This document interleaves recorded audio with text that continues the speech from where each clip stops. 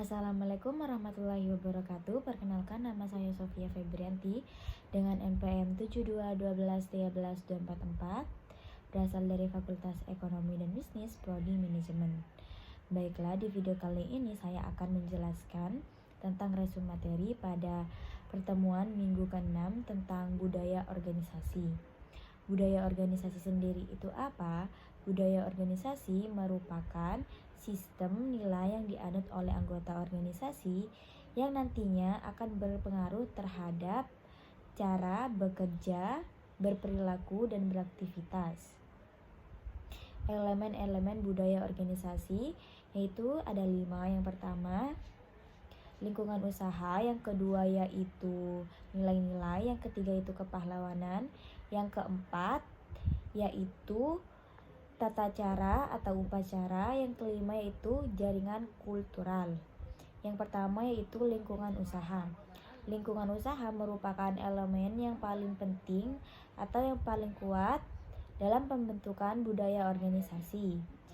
Contohnya, sebuah perusahaan tidak akan tanggung-tanggung untuk mengeluarkan dana yang begitu besar untuk melakukan penelitian dan pengembangan tanpa mengetahui produk yang dikembangkan akan sukses di pasaran. Yang kedua yaitu nilai-nilai. Nilai-nilai di sini merupakan kepercayaan yang dianut di dalam sebuah organisasi, di mana menitik beratkan kepada pencapaian akan keberhasilan. Misalkan, jika karyawan tidak yakin dia akan berhasil, maka dia tidak akan berhasil. Maka perlu adanya manajer yang menyampaikan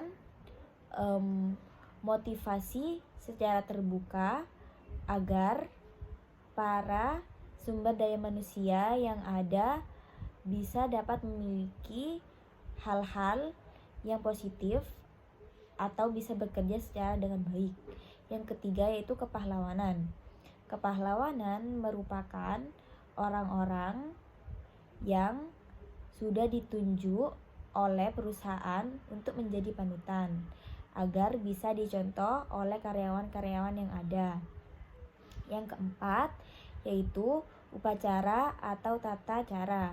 Merupakan upacara-upacara yang biasanya dilakukan di dalam suatu organisasi. Misalkan di dalam suatu organisasi akan memberikan penghargaan kepada karyawannya yang sudah bekerja keras dan akan diberikan reward. Yang kelima yaitu jaringan kultural, merupakan jaringan pembawa atau penyebar atau jaringan pembawa komunikasi di dalam organisasi. Misalkan yaitu isu-isu, gosip, sindikat yang sifatnya tersembunyi. Dasar budaya organisasi. Yang pertama yaitu nilai adalah konsep kepercayaan. Yang kedua yaitu mengenai perilaku yang dikehendaki. Yang ketiga yaitu mengenai keadaan yang lebih penting. Yang keempat sebagai pedoman dalam menyeleksi dan mengevaluasi kejadian dan perilaku. Yang kelima yaitu urut dari relatif yang lebih penting.